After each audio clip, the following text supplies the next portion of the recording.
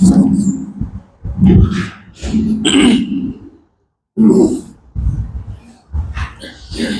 الحجرات آیت نمبر 8 دی اللہ سمرکو شپگشتم سپارہ صفحہ نمبر 46 اعوذ باللہ من الشیطان الرجیم بسم اللہ الرحمن الرحیم فضلا من اللہ ونعمہ واللہ علیم حکیم صدق اللہ العظیم سورة الحجرات آیت نمبر 8 دی اللہ سمرکو شپگشتم سپارہ سورہ حجرات کی آیت نمبر 7 کہ مونږ دا خبره کړې و چې بنده بچ کم دی د فسق نه او د عصیان نه مزان بچ کی فسق هغه ګناه ته ویل کیږي چې بنده تخکارا په نظر باندې راځي او په هغه کې مونږه مثال دا ورکړو مثلا یو سړی ګیره خري یو سړی شراب سکي دا هغه ګناهونه دي چې بنده تخکاری او عصیان هغه یو ګناه ته ویل کیږي چې بنده ته په نظر باندې نخکاری دې عصیان ویل کیږي والله فرمایي چې فضلا من الله ونعمه انسان په دغه ګناهونو چې بچ کیږي دا د الله تعالی په فضل سره بچ کیږي نمبر 1 دویم آیت نمبر 9 وَإِن طَائِفَتَانِ مِنَ الْمُؤْمِنِينَ اقْتَتَلُوا فَأَصْلِحُوا بَيْنَهُمَا معاشره الله بیانې معاشره چې کله د مسلمانو په منځ خپل منځ کې اختلاف راشي نو الله وایي چې دا اختلاف تاسو په اتفاق سره بدل کې ولا ډېر قیمتي آیت ده معاشره به څنګه ټیکيږي اختلافات به په اتفاق سره بدلې او بیا الله فرمایي چې انما المؤمنون اخوه مسلمان د مسلمان رور دی نسبی رور نه دی یاد کړي چې کم د یو پلار نه پیدا دي وینا د ایمان د وجه چې کم دی مسلمان د مسلمان رور دی معلومیږي دا چې اصل رورولي دا ګوره د ایمان دا الله دې زموږ استاد په مینس کې اتفاق نصیب کیه نو پیلنې دا الله فرمایي چې بنده د ګناه نه بچ کیږي او دا د چا په فضل سره کیږي د الله په فضل سره او دویمه الله رب العزت معاشره بیانې چې معاشره کې به اختلاف د اتفاق سره بدله او دا ولی زکه چې مسلمان د مسلمان رور دی رورولي چې کم دی دا نسبی اصل نه ده اصل رورولي د ایمان ده د اسلام ده په دې درې آیتونو کې دا درې سونه بیانېږي فضلا من الله ونعمه او د الله تعالی په فضل او نعمت سره الله علیم حکیم او الله تعالی په د حکمت خاوند دی وان طائفتان من المؤمنین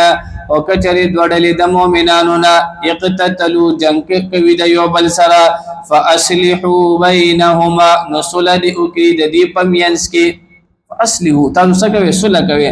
فان بغت احداهما پس کچری زیاتی اوګړي پدې کې دوانو کې یو ډله علی الاخرى په بل باندې فقاتلوا التي نو جنگ دی اوګړي تاسو د هغه سره چې تبغي زیاتی کوي حتی تر دې پورې تفیء الى امر الله چې رجوع وکړي د الله تعالی حکم طرف ته فان فاءت فاصلحوا پس کچره رجوع وکړه نو صلح وکړي بینهما د دې دوانو په مینس کې بالعدل په انصاف سره واقسطوا او انصاف کوي ان الله يحب المقسطين بشک الله خو خوي انصاف کوونکې انما المؤمنون بشک مؤمنان خلق اخوه د یو دبل رونه دي فاصلحوا فصلح کوي بین اخوایکم د خپل رونیانو په مینس کې واتقوا الله او یریګه د الله تعالی نه لعلکم ترحمون چې پتا سو باندې رحم وکړي شي یا ایها الذين امنوا لا يسخر قوم من قوم عسى ان يكونوا خيرا منهم دا آیت نمبر 11 آیت نمبر 12 دی کی الله تعالی یو دا خبره ذکر کړي چې په معاشره کې جنگونه ولې راځي په معاشره کې او دا شان دي په کورونو کې جنگ جګړه دا ولې راځي د دې اسباب الله ذکر کړی دي نمبر 1 لا يسخر قوم من قوم یو بل پس مسخره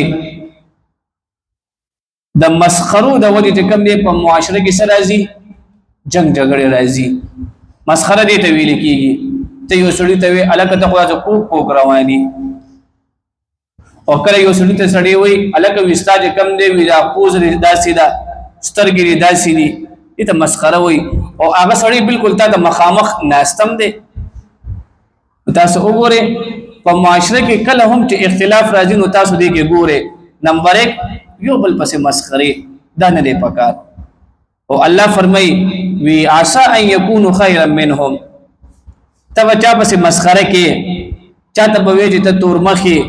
او چاته بسوي کې دي شي الله وی چې دغه تاستانه بخي کې دي شي نو لہذا یو سړی ګناګار دی هغه تم سپک نه دي قتل پکا د معاملې چې کم دی الله سره دا به طور انسان انسانیت تب انسان سپک نه ګوري نو نمبر 1 په معاشره کې چې جنگ جګړه فساد راځي داغه پهلنې څه سبب دی چې په معاشره کې مسخري ډېر زیاتی وي دویم الله فرمایي چې تاسو په یو بل باندې ایبونه ملګوي عیب یو سړی ټیک ټاک روان دی او ته یار دا خو په خپمانه ګډ دی دا عیب دی او یو سړی چې کم دی جامه پیزار خوراک سکال چې کم دی اچي د دې لپاره چې هغه چې کم دی طبيعت صفا دی مونږ یې کوله کومړ وی دا حرام خور دی دې ته عیب ویل کیږي نو دا عیب لګول د وجه چې کم دی په معاشره کې سره راځي جنگ جګړه راځي لہذا عیب د پچا باندې لګول نه دی پکار دریم الله فرمای ولا تنابزوا بالالقاب مسلمان بچ کم دے پخپل نوم سره اخلا محمد عثمان پل نوم دے او محمد خبیب خلی نوم دے محمد اسحاق خلی نوم دے اوس کم دے خپل نوم مونږ پریږدو او مونږ د معاشري چې کم دے کنه بګړو نومونه وی دا ټنډه دا مثلا دا نومونه دي او مونږ په نومونه یک دي دا پلانکی دي دا ډنګري دي کریلا ټنډا دا اوس نومونه دي نو الله فرمای ولا تنابزوا بالالقاب په معاشره کې چې کله هم اختلاف راځي دا غي دریم سبب دا دی چې تاسو چې کم دي مسلمان په خپل نوم باندې اخلي خدای یاد ساتي ګوره دا د دې معاشري یو رواج جوړ شوی دی ویره دا د دې نیک نیم دی اصل نوم باندې څوک نه پیژني او چې کم هغه بېمانی نوم دی محمل باقي خلک پیژني نو الله ګوره معاشره بیانې ولا تنابزوا بالالقاب مسلمان د مسلمان په نوم باندې بلې صحیح شو او الله فرمایي اخره کې الله فرمایي تاسو لپاره دشتا چې ایمان وروړلو نه پس ټول کې غټه ګناه ده چې ته مسلمان په بل نوم باندې واخلې بئس الاسم الفسوق بعد الايمان ایمان دې چې وروړلو او د ایمان نه پس یو سړی وي چې یره زمانه ګناه غټه وي هغه دا ده چې ته یو مسلمان چې کم دی په داسې نامه باندې واخلې چې دا د غنوم دی اے فاسقه اے يهوديه اے خنزيره داسې الفاظ نو الله فرمایي چې بئس الاسم الفسوق بعد الايمان ایمان چې چا وروړلو ګوره دا غټ اجر دی یو سړی وي چې د ایمان نه پس اولنې غټه ګناه دي زه وکما دی هغه څه شي دا بل مسلمان په بد نوم باندې اغستل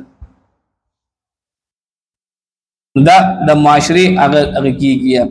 او بیا الله فرمایي یا ایها الذين امنوا اجتنبوا كثيرا من الظن بدګمانونه ځان ساتي په معاشره کې چې کم دی فساد د بدګمانۍ د وجې راځي بدګماني دي ویل کېږي مثلا یو بنده چې کم دی ګلزار لالا سره کېناستو سمې مچیر دا زما خلاف خبرې به کړې وي اوس هغه په پدې نه لګي خپل خبرې وکړي او موږ چې کم دی بدګماني راوستله اتوماتیکلی خپل کا سره زموږ اختلاف راشي نو بدګماني او دا خاص کر په خاصو کې ډیر زیات دي او بیا الله فرمای ولا تجسسوا او جاسوسي مکوي ورته معاشره کې جاسوسي دي د ویل کېږي دلته دوه کسان ناشتي ځان پسې ور بند کړی دي په د پردې خبره وي نو مونږ بار بار چې کم دی دنه بار کیږو چې دا دنه څه شی روان دی کله د چایو په بانا کله د اوبو په بانا یاره سپکار خو نه دي دا جاسوسي یا کته دنه نه ورځي بار بار سړی داسې خون اګدي الله فرمایي چې جاسوسي ما کوي جاسوسي د ولې د کم دی په معاشره کې سره راځي اختلاف راځي او اخره کې الله فرمایي ولا يخطب بعضكم بعضا غیبت غیبت څه دی ویل کیږي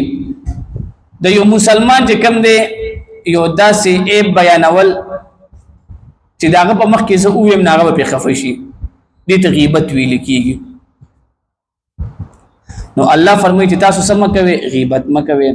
نبی له صلوات و سلام یو صحابي وکتلو هغه د بل صحابي غیبت کولو او دا رمضانو نبی له صلوات و سلام تو فرمایي وستارو جماعت ده ور غیبت د وجه د دې د وجه بعض علماء دا لیکلي دي کچا په روزه کې غیبت وکړي وي د روزه بالکل ماته ده دی به د دې روزه قضا وروړي خو ځینې علماء چې کوم دی گزاره کړی ده وی روزه خو ماته نه ده خو د روزه چې کوم دی ثواب د نشته دی بس عام یو روزه اونې ولا اسه پزان باندې ولګتی راکا وی د غیبت د وجه د ټول ثواب لاړو ختم شو خو بس روزه وشولا او الله فرمایي وی چې څوک غیبت کې د دې داسې مثال دی لکه مثلا زه چې کوم دی د ګلزار لا غیبت کوما نو الله فرمایي چې ته دا خبره خوخه چې ته د خپل د ملګری کچا غوخه اوخري دا څوک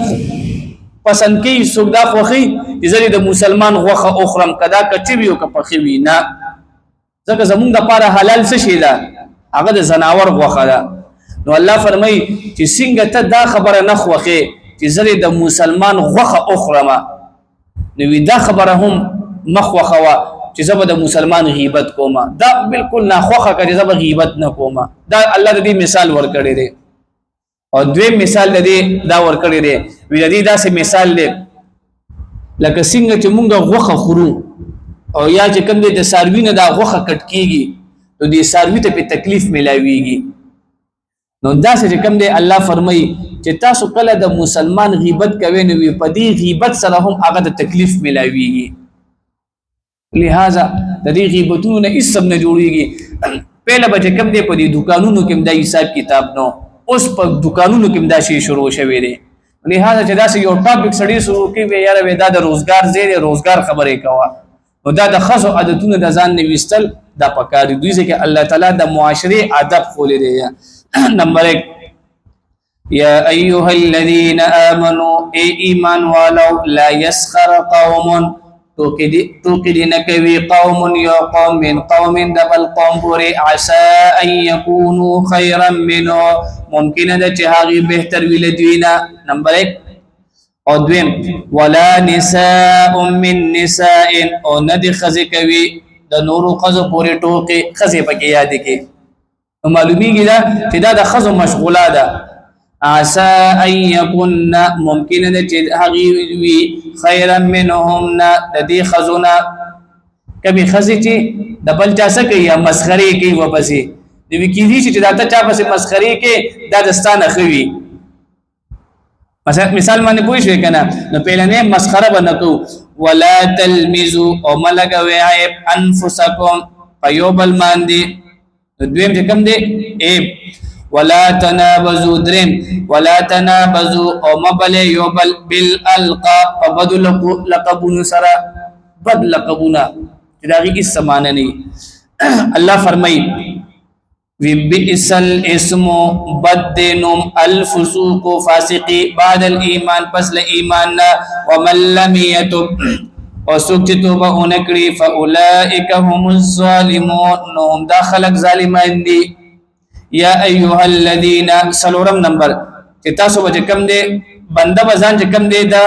بدګمانه نه ساتي یا ایها الذین آمنوا اید ایمان والو اجتنبوا ظنون او ساته کثیرا من الظن لډیرو بدګمانه سلورم او پنځم الله فرمای و ان بعض الظن اسم بشک ذنی ګمان دا ګناه ده ګمان چې کوم دی دا ګناه ده. څنګه ګناه ده؟ مثلا دلته د ماسپخین یو نیمه بجه جمع ده او ته جمع ته راتلې او په دکانونو کې کسان ناستي او ته بل ته مړه دا ټول بالمازې دي اسې کوو که نه؟ نو کېدای شي چې په هغه په باندې یوه باندې مونځ کړي، کېدای شي چې هغه په یوه باندې مونځ کړي. نو الله فرمایي چې ان بعد الظن اسم، بېشکه ځینې ګمانونه داسې شي دا بالکل ګناه ده. یو سړي مونځ کړی دی د جمع سره تکبیر الله سره او بس ته جمع ته نن راروانې مړه دا ټول بالمازې دي، دا ګناه ده. او یا چې کوم دی یو سړی حج نه راغللو او څوک د مبارکۍ ته راغلی مړه وي دا ټول چې کوم دی حجونه پې فرض دي حج ته نه دی تللی هغه تا نه پهله حج کړي. نو دا الله فرمایي چې ځینې ګمانونه داسې شي دا بالکل ګناه ده، انسان به ګناهګاریږي. ولا تجسسوا او جاسوسي مه کوئ، ولا یغتب او غیبت دې نه کوي بعضکم بعضا ځینې له تاسو نه د ځینو. ایحب احدکم آیا خوښه وی څوک له تاسو نه ان یاکل چې هغه خوري لحم اخیه ضرور خپل غوښه میتن چې مړ وي. بله باندې پوه شوې؟ دا خبره تاسو خوښوئ چې ستا یو ورور دې مړ دي